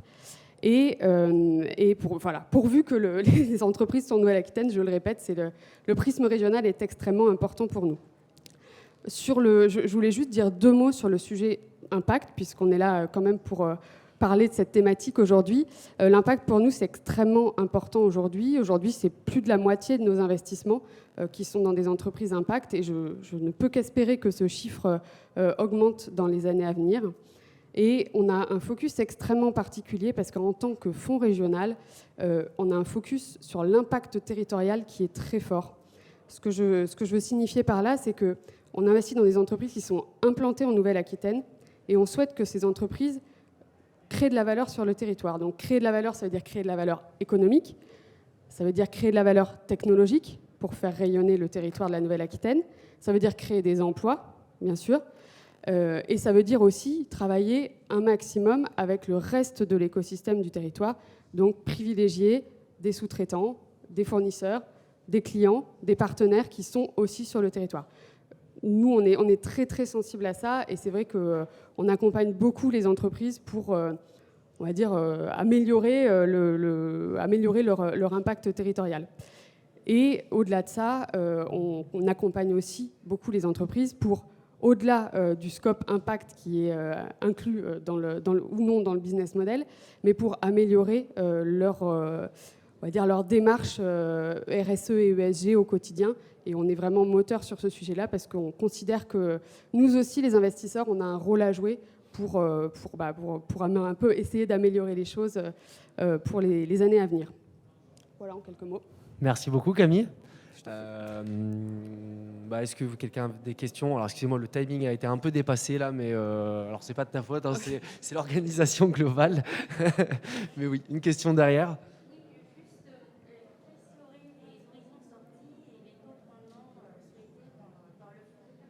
Alors, les horizons de sortie, c'est assez classique pour les fonds d'investissement. On est sur un horizon de sortie qui se situe entre 5 et 7 ans. Voilà, ça c'est à peu près la même chose pour tous les fonds d'investissement, j'entends, institutionnels. Et le taux de rendement, alors ce qu'on espère quand on investit dans une start-up, c'est que la start-up, notre investissement dans la start-up fasse un multiple de x8 ou x10. C'est l'objectif. Quand on investit dans une entreprise, c'est notre objectif. Après, la réalité, elle est un peu différente parce que, vous le savez comme moi, il y a des entreprises, il y a malheureusement un certain nombre d'entreprises qui ne trouvent pas leur marché ou dans lesquelles il y a des difficultés d'équipe, etc. Et pour lesquelles notre investissement soit vaut zéro parce que l'entreprise malheureusement est liquidée, soit vaut quasiment rien. Et donc, en gros, quand on moyenne un petit peu, on a plutôt des objectifs, ouais, on va dire un rendement moyen plutôt aux alentours de x5, x6. Merci beaucoup Camille. Avec plaisir. Pour rester un petit peu sur le scope régional, je vais demander à Alexandre de IRDI de venir nous rejoindre. Directeur d'investissement, si je ne dis pas de bêtises. Bienvenue Alexandre. Merci. Ravi d'être avec vous aujourd'hui. Alors moi, ça fait très peu de temps que j'ai rejoint l'IRDI, ça fait 15 jours. 15 jours, donc je découvre la société, je vais la découvrir avec vous en vous la présentant. Par contre, ça fait 6 ans que je suis rentré en France, après 15 ans aux US, et j'ai développé l'activité venture d'une autre société de capital risque, et ce qui m'a conduit à rejoindre l'IRDI en ayant fait quelques co-investissements avec eux, c'est que j'ai trouvé une équipe assez expérimentée, avec des types qui sont, des personnes, des femmes, des hommes, qui sont accessibles. On est en bonne compagnie ici, il n'y a pas de problème. Très professionnels. Et je vous le dis parce que si vous nous regardez avec le regard d'un entrepreneur, il y a souvent, en fait, on s'interroge, on a l'impression de voir des financiers. Je pense qu'on a tous une culture d'entrepreneur au départ. Moi-même, j'ai démarré dans les biotech aux US. Et la plupart des directeurs d'investissement et des membres de l'équipe sont passés en fait dans le monde de l'entreprise. Donc on a connu les phases souvent que vous allez rencontrer. Moi, mon premier business plan, c'était en 98, 97 exactement, au moment où l'Internet était en train de se développer. Et à l'époque, il n'y avait pas d'incubateur, il n'y avait pas d'accélérateur, y compris aux États-Unis. Et il y avait peut-être un prof dans mon université qui était intéressé par le sujet. Donc aujourd'hui, vous êtes dans un écosystème qui est extraordinaire. L'IRDI fait partie des acteurs comme Aketi Gestion, qui ont une identité plutôt territoriale, parce que nous, nos souscripteurs, nous demandent d'investir sur la Nouvelle-Aquitaine et sur l'Occitanie. Ce sont nos deux domaines nos deux territoires d'investissement. Et on est un fonds qui est assez vieux finalement, avec des jeunes à l'intérieur. Il a 40 ans le fonds. Pour la plupart d'entre vous, ça ne vous dira pas grand-chose. Enfin, si on remonte 40 ans en arrière, il y avait des gens comme Sophie Nova qui étaient déjà présents. Il y avait le père du capital risque en France qui s'appelait Deléage, qui faisait déjà quelques opérations, mais c'était une industrie qui était complètement naissante en fait. Donc nous, ça fait 40 ans qu'on est là. On a investi au total 800 millions d'euros, ce qui est relativement important. répartis sur, je crois, à peu près 1400 entreprises. Et on fait, je ne vais pas parler du secteur du développement, de la transmission, du rebond, parce que ce n'est pas ce qui nous intéresse a priori aujourd'hui, mais on fait ça avec des tickets qui vont jusqu'à 15 millions. On fait aussi beaucoup d'innovation. Donc on a 160 millions sous gestion ou qui restent à investir sur ces thématiques-là. Et on démarre, c'est assez amusant, je pourrais en aparté vous expliquer pourquoi, mais on démarre parfois avec des tickets tout petits, de 50 000 euros. Et on va en moyenne, si je vous fais une présentation corporate, je vais vous dire 4 millions. La réalité, en les ayant pratiqués, et puis maintenant en étant avec eux aux manettes, on fait des tickets qui vont jusqu'à 2,5 millions, qui ont tendance à augmenter. Ce n'est pas le ticket en soi qui est important, on investit à peu près dans tous les secteurs. Je pourrais vous raconter ou en tout cas citer quelques sociétés, certaines d'ailleurs qui ont déjà été mentionnées auparavant, comme Toupi, puisqu'on travaille avec Make Sense sur ce dossier, mais il n'y a pas que celui-là. Ce qui est intéressant, c'est de comprendre on essaye d'arriver relativement tôt, et surtout, on va réinvestir. Alors pourquoi est-ce que c'est important de réinvestir? D'abord, ça nous permet de nous approprier le dossier, petit à petit, parce que même si on instruit bien un dossier, c'est pas en passant 4 à 5 mois à regarder un dossier, rencontrer les équipes 2-3 fois, s'appuyer sur des experts pour bien comprendre la techno, qu'on arrive à comprendre en fait les vrais points de succès d'un dossier. Donc on aime bien réinvestir et puis surtout ça nous permet petit à petit de consolider ou en tout cas de ne pas être trop dilué dans la table de KPI. Comme on est un investisseur assez actif, on aime bien à minima être au board, soit comme censeur, soit avec un pouvoir de décision au board. Donc voilà en quelques mots, qu'est-ce que je peux vous dire? On a pas mal d'argent à investir, on est évidemment intéressé. C'est une bonne nouvelle ça pour les porteurs de projets. Par tous les projets à impact. En interne, juste pour que vous le sachiez, 2/3 du directoire sont des femmes chez nous. Alors ça vaut ce que ça vaut, mais enfin, par rapport aux dimensions ESG dont on parle souvent, la réalité c'est qu'on a 2 personnes au directoire qui sont des femmes, donc c'est pas anodin dans une société de gestion. Et puis on a mis en place très tôt, depuis 3 ans, alors je l'ai vu parce que moi je l'ai fait en parallèle avec mon autre société, avec eux, on a mis en place des critères habituels de screening, mais surtout d'accompagnement des entrepreneurs et des entrepreneureux sur les dimensions ESG, de façon à devenir un acteur responsable. Voilà.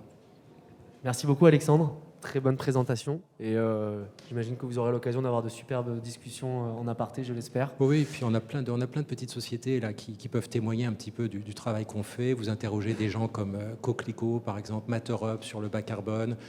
Coquelicot, c'est le chauffage collectif intelligent. Toupi, on en a parlé tout à l'heure. Qu'est-ce qu'on a d'autre dans le portefeuille? Water Horizon, que je connais très bien. Eux, c'est plutôt l'Occitanie. On est rentré sur l'aéronautique. Impossible de ne pas y être pour nous, avec des techno-hybrides. Je terminerai juste par une chose. Même si on est des généralistes, on prend peut-être un peu plus de temps à étudier les dossiers parce qu'on n'aime pas trop déléguer la compréhension d'un dossier.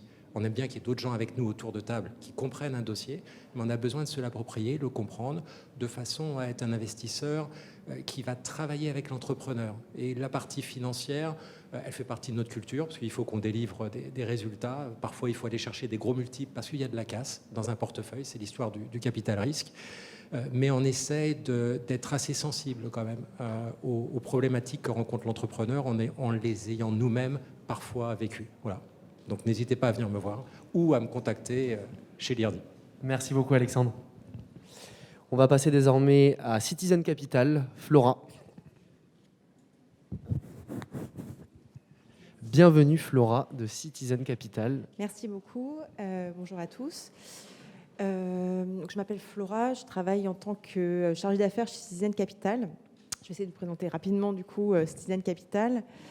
C'est un fonds d'impact qui a été créé en 2008 par Laurence Magnery et Pierre-Olivier Barren.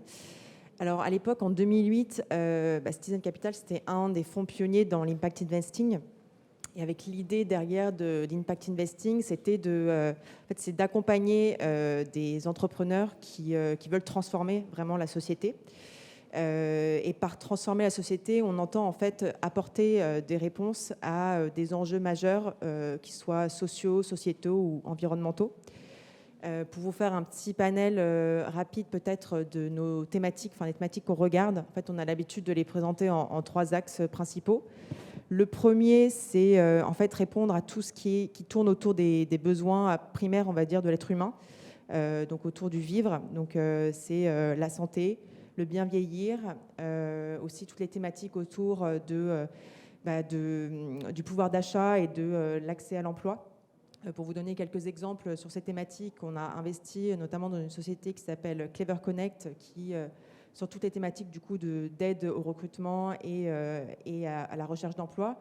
Dans la santé, on est investisseur chez Cariance, qui est une société de deuxième avis médical, également chez Télégraphique, une société qui aide au maintien à domicile des personnes âgées. Ensuite, on a un deuxième axe qui est en fait qui vient après le premier. On se dit une fois qu'on a couvert un peu ces besoins fondamentaux, comment est-ce qu'on aide les gens à se réaliser dans la société. Donc là, on va toucher à toutes les thématiques autour d'éducation, de la formation professionnelle, aussi de la citoyenneté. Donc, là aussi, à titre d'exemple, on est investisseur chez Open Classroom, que vous devez peut-être connaître dans l'éducation. Également, dans le domaine de la citoyenneté, on est investisseur chez Ulule, une plateforme de crowdfunding qui permet en fait aux particuliers de s'investir dans des projets à impact. Également chez Make.org, qui donc est sur toutes les questions d'engagement citoyen autour de grandes questions sociétales. Et on a un troisième axe, qui pour le coup est beaucoup plus environnemental et qui va là s'adresser à toutes les questions autour de la transition écologique. Donc on regarde des thématiques autour de l'économie circulaire. On a investi chez Certidil qui fait du reconditionnement de téléphones mobiles. Également chez DeepKey qui est une plateforme qui permet de faire je perds le mot, mais des économies d'énergie dans les bâtiments.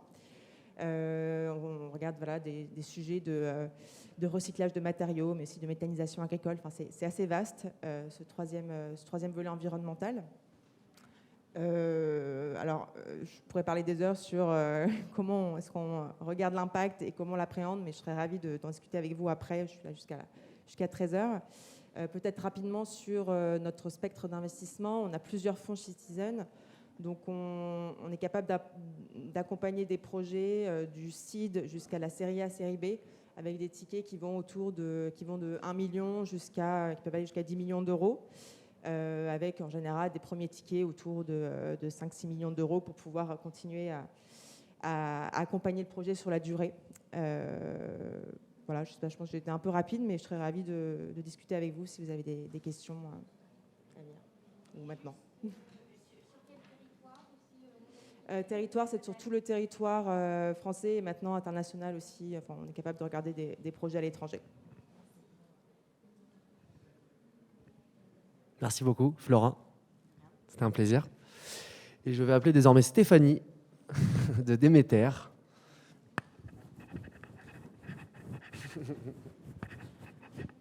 Non.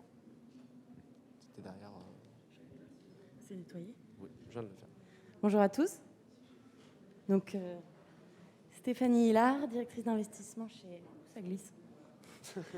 chez Déméter. Qu'est-ce qu'on fait chez Déméter ? Donc, nous, on a un fil rouge dans tous nos métiers, c'est la transition écologique. On fait ça depuis 2005, donc on est vraiment un des pionniers de ce métier-là. On a pas mal de grands différents métiers, mais je vais vous parler aujourd'hui exclusivement du venture capital, donc de l'investissement dans les startups et les sociétés innovantes. On est une quarantaine en tout, on gère 1 milliard, on est un peu partout en France et on a des bureaux également à Madrid et en Allemagne. Et donc sur cette partie venture capital, on investit dans des thématiques avec des fonds filières. On a un premier fonds d'investissement qui s'appelle Agri Innovation, qui, comme son nom l'indique, est dédié à l'investissement dans l'innovation, dans la transition écologique, dans le secteur agri. Donc c'est un fonds qui adresse plutôt des sociétés peu matures, qui ont peu ou pas encore de chiffre d'affaires, qui n'ont pas encore réalisé de tour de financement auprès de fonds d'investissement. Et on investit avec ce fonds des tickets de l'ordre de 1 à 2,5 millions d'euros. On peut aller jusqu'à 5 millions d'euros en cumulé sur ce type de société, et c'est un fonds qui fait 50 millions d'euros. On a un deuxième axe métier qui est dédié au secteur du viti-vini en France et en Europe. Donc là, on a une équipe basée évidemment à Bordeaux, dont je fais partie. C'est un fonds d'investissement qui fait 50 millions d'euros, qui intervient un peu plus tard dans le cycle de vie des entreprises, puisqu'on cherche des boîtes qui ont plutôt déjà fait une preuve de concept, déjà des clients, des preuves d'efficacité. Et là, on va chercher vraiment des innovations à destination des vignerons, donc pour les accompagner dans la transition écologique. On va mettre des tickets de 1 million à 1,5 million d'euros sur les premiers tours. Et l'idée, c'est de pouvoir les accompagner ultérieurement dans leurs différentes levées de fonds. On a également un projet qui est dans les soutes, qui est un projet de fonds d'investissement d'économie circulaire, dont on pourra parler plus tard, mais qui va être pareil, France et une dimension France-Europe et une dimension continent américain. Et là, qui sera plutôt un peu plus late stage, donc plutôt sur des grosses séries A ou des séries B, qui sera dédié, orienté sur donc économie circulaire des matériaux. Voilà pour nos fonds filières très spécifiques. Si je fais une synthèse, agri-innovation, innovation dans le secteur vitivini, économie circulaire, de la série du CID à la série B, en France et en Europe. Voilà. Et à votre disposition si vous avez des questions. Merci beaucoup Stéphanie. Une autre question, juste derrière. Oui.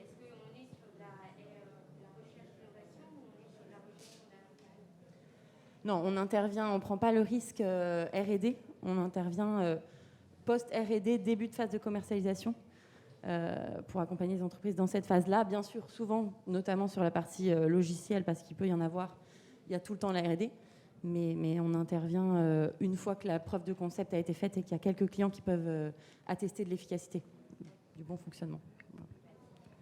Question ? Très bonne présentation. Merci Stéphanie.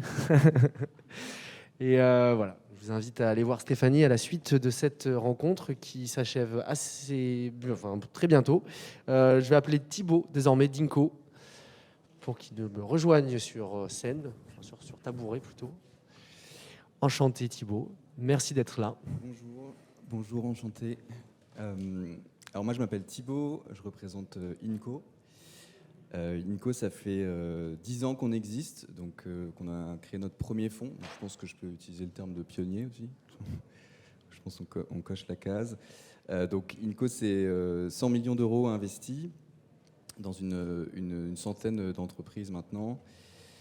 Pour en citer quelques-unes de la région, il y a Suna Design, par exemple, qui innove et qui ont des solutions pour l'éclairage public solaire.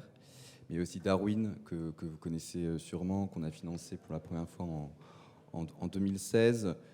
Café Michel, la conciergerie solidaire, etc. Enfin, pour ne citer que, en tout cas dans la région.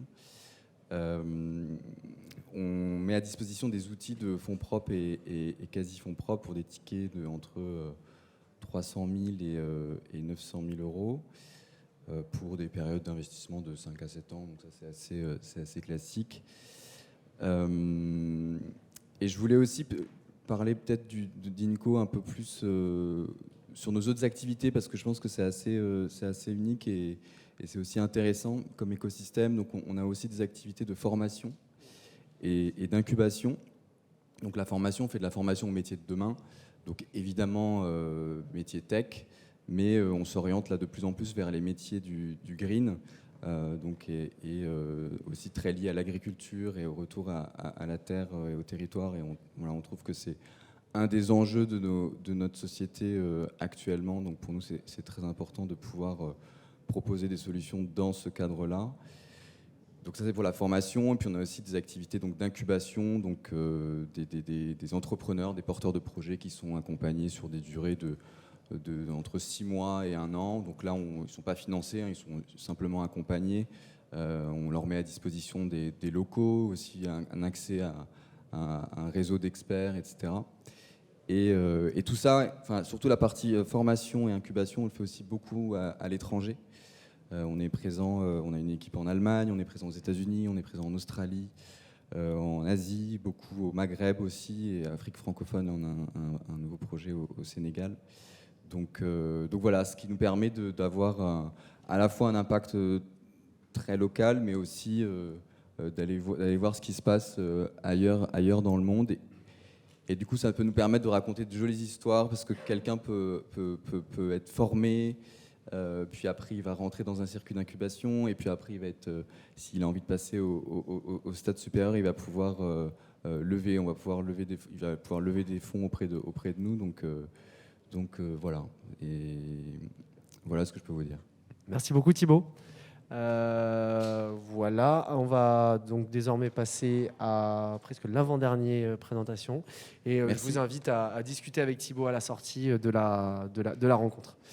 Donc on approche, comme je l'ai dit, de la fin. Je vais demander à Afi Ventures de nous rejoindre. Merci beaucoup. Merci Gauthier. Bonjour Damien. Hop, bonjour tout le monde. Donc Damien, donc je fais partie d'Afi Ventures. Je suis directeur d'investissement là-bas.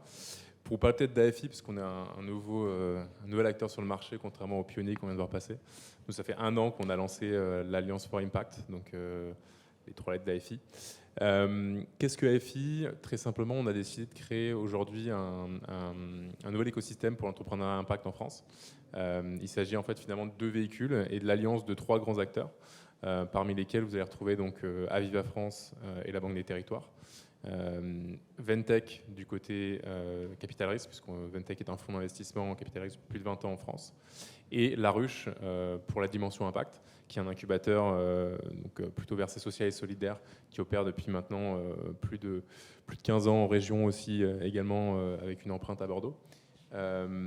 Et donc on a monté ce programme-là il y a, comme je disais, 1 an, avec une ambition, c'est d'aider à la démocratisation de l'écosystème à impact, avec un véhicule d'accompagnement qu'on a nommé AFI Factory, qui est opéré par La Ruche et qui permet à plus de 50 sociétés par an de se former sur l'impact, mais aussi sur la levée de fonds, parce que c'est un sujet qui est forcément pas évident quand on est entrepreneur et qu'on arrive dans ce milieu-là.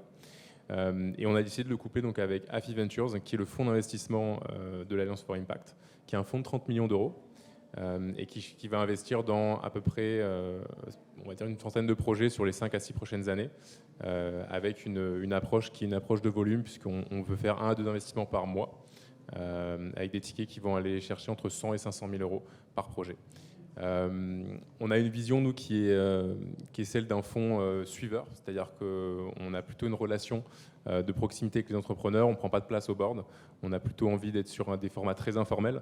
L'idée, c'est pour nous de ne pas voir l'impact comme une contrainte, mais plutôt comme un avantage compétitif pour une société. Et donc, du coup, on va essayer d'accompagner de manière très structurée, mais en parallèle, finalement, du plus important qui est pour nous quand même la réussite du projet, et de jalonner ça avec du coup forcément des grands temps, des temps forts de comité d'impact autour du projet qui vont nous permettre de finalement définir des objectifs assez clairs avec les entrepreneurs, sans pour autant s'immiscer trop fortement dans les organes de décision de la boîte qui, selon nous, au stade où on investit, c'est-à-dire en pré-amorçage, donc même avant qu'il y ait du chiffre d'affaires ou même avant que le projet soit vraiment structuré, on estime que l'impact doit plutôt être quelque chose qui va permettre au projet d'être compétitif sur le marché.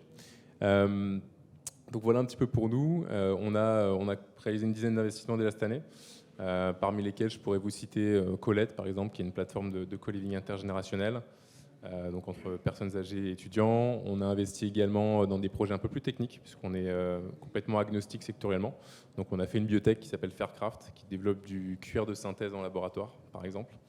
Ou encore plus récemment, une société qui s'appelle Pixo, qui est sur l'économie du réemploi, notamment dans l'alimentaire, hein, puisqu'ils vont développer une plateforme qui permet... J'ai perdu le... Non, si, c'est bon. Pixo qui permet notamment du coup donc au restaurant de passer au contenant consigné, et donc du coup d'être entièrement, enfin d'avoir une empreinte carbone plutôt neutre. Voilà pour nous. Je ne sais pas si vous avez des questions, n'hésitez pas, en tout cas je suis disponible. Moi j'ai une question un peu plus générale et globale. On entend depuis tout à l'heure des investisseurs qui parlent. Est-ce qu'au fond de même, tous les investisseurs qui sont passés ont des réelles convictions, ou je parle pour l'environnement, ou c'est parce que c'est green, c'est cool, j'investis et j'ai de l'argent? Ça, on entend beaucoup de gens qui investissent. C'est une très bonne question. La question qui pique. Je suis ravi que ça tombe sur moi du coup.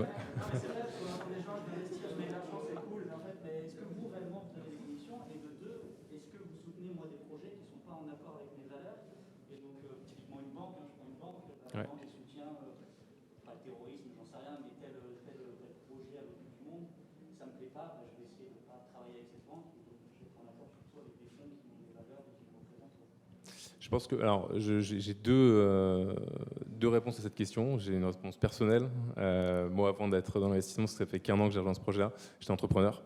J'ai monté plusieurs startups au début qui n'avaient rien à voir avec l'impact.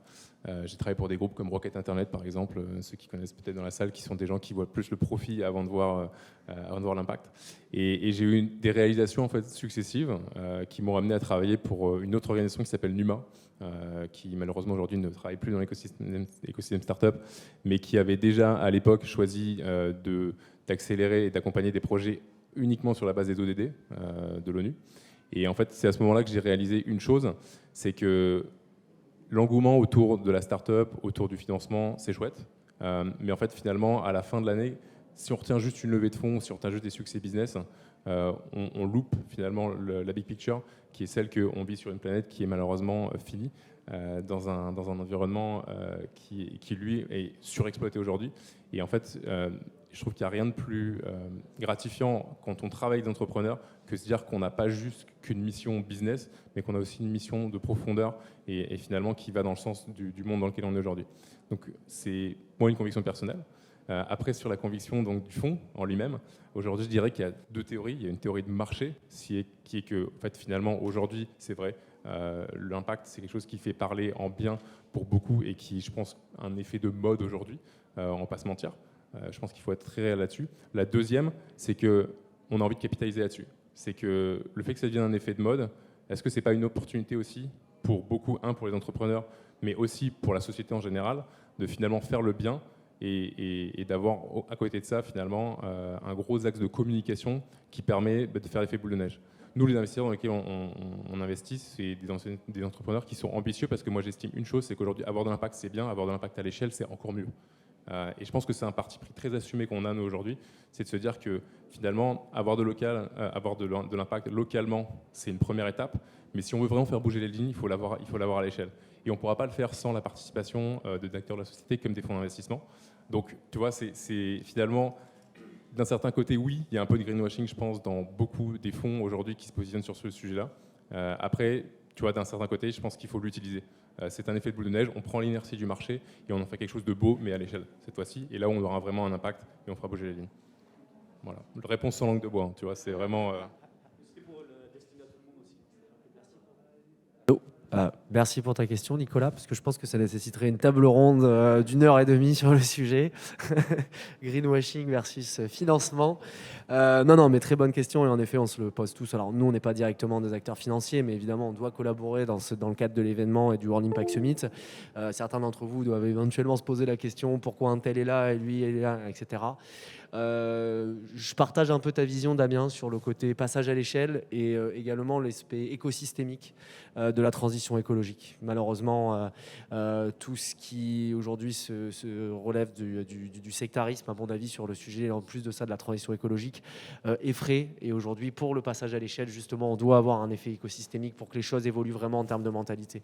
Nous sommes des convaincus, et on est convaincus avec des valeurs extrêmement fortes, je pense, depuis un bon nombre d'années. Pour un certain nombre d'entre vous que je connais un petit peu, je sais que vous travaillez sur les sujets depuis un sacré bout de temps. L'enjeu, il n'est pas là, c'est pas nous, c'est pas de s'auto-convaincre, mais c'est de convaincre ceux qui ne le sont pas aujourd'hui. Et c'est aussi pour ça qu'on a créé Louise, qu'on essaie de continuer à développer cette initiative, de parler à des gens qui ne le sont pas encore.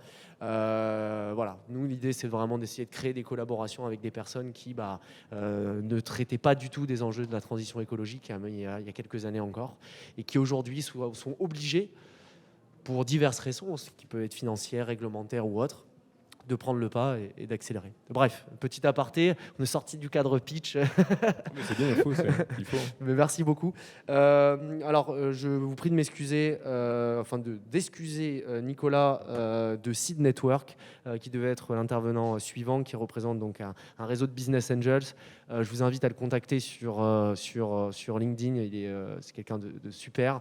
Malheureusement, voilà, il a attrapé la Covid. Voilà. Est-ce que Tudigo, voilà, Alexandre, super. On va conclure avec toi, Alex. Merci d'être présent pour représenter Tudigo. Merci. Et voilà, dernière représentation, et ensuite on vous laisse évidemment échanger entre vous et entre financeurs. À toi la parole. Bonjour à tous, donc Alexandre, je suis cofondateur et directeur général de Tudigo. Tudigo, on est dans le secteur je dirais l'investissement et le financement participatif, mais en fait on est un site qui met en relation des entreprises qu'on a sélectionnées avec, et qui ont besoin de fonds pour se développer avec des particuliers. Ces particuliers maintenant aussi professionnels, investissent chaque semaine entre 200 et 1 million d'euros depuis maintenant 12-18 mois. Et ça s'est pas mal accéléré suite également au Covid, dans des entreprises qui participent à la relocalisation et à l'accélération de la transition environnementale. Ça fait 8 ans qu'on existe. On a investi dans un peu plus de 70 entreprises aujourd'hui, un peu plus de 55 millions d'euros. Donc ça évolue toutes les semaines. Et on sélectionne chaque mois entre 2 et 4 entreprises dans lesquelles notre communauté investit de 250 à 2 millions d'euros. Les entreprises sont un peu à toutes les phases de développement. On a des entreprises qui sont pré-revenues lorsqu'elles ont des innovations technologiques avec des brevets fortes. Par exemple, en septembre, on a investi dans une biotech qui produit le textile, qui vient colorer par exemple votre jean, l'indigo, à partir de bactéries qui se nourrissent de sucre, du déchet par exemple de Dresch.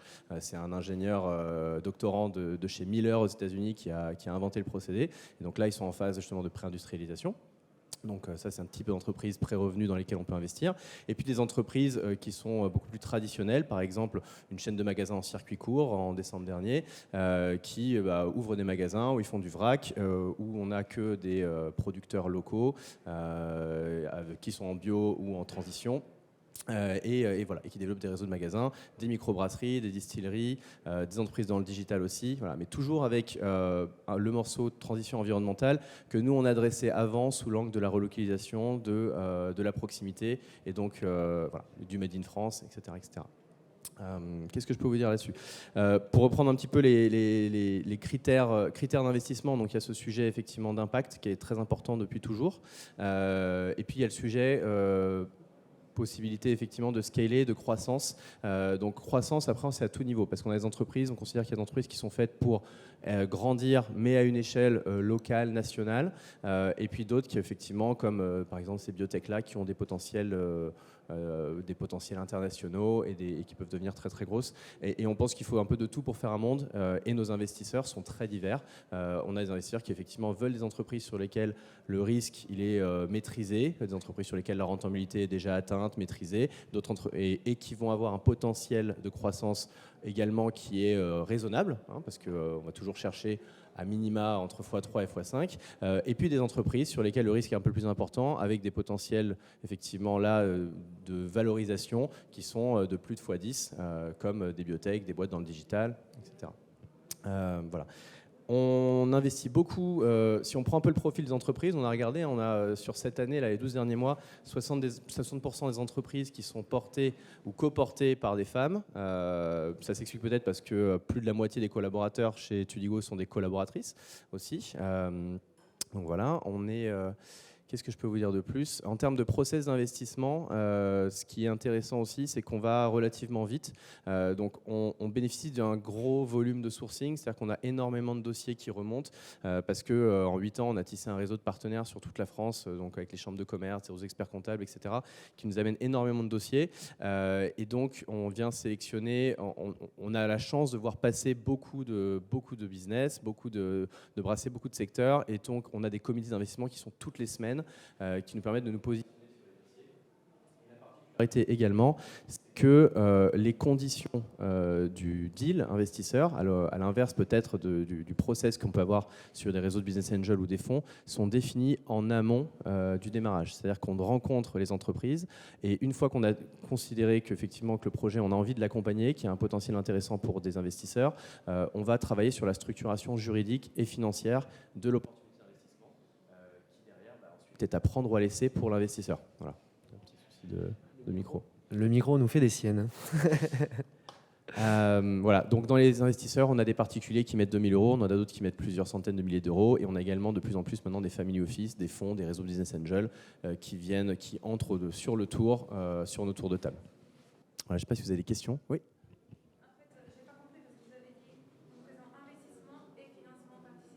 Ouais.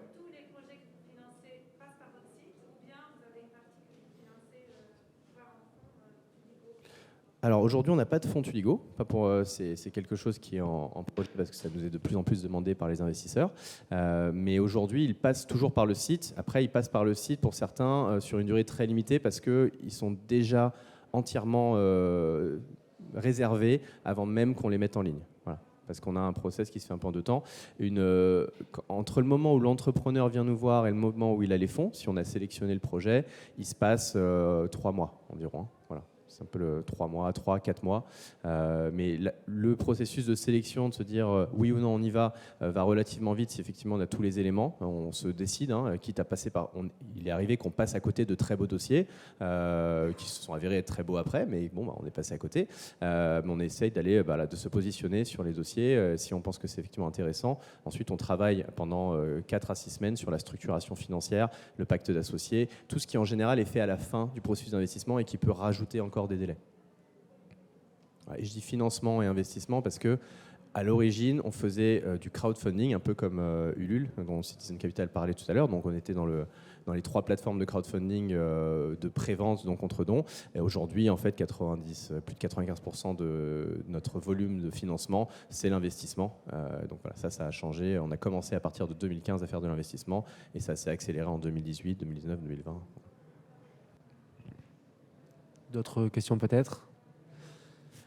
Merci beaucoup. Merci. Alexandre pour cette présentation. On a pris un petit peu de retard malheureusement sur le planning, mais en tout cas je vous remercie à tous d'avoir participé. Je vous invite tous maintenant à échanger entre vous. Si vous avez, pour certains qui ont déjà des rendez-vous prévus, allez-y. Et sinon, merci beaucoup pour cette rencontre. Bonne journée à tous.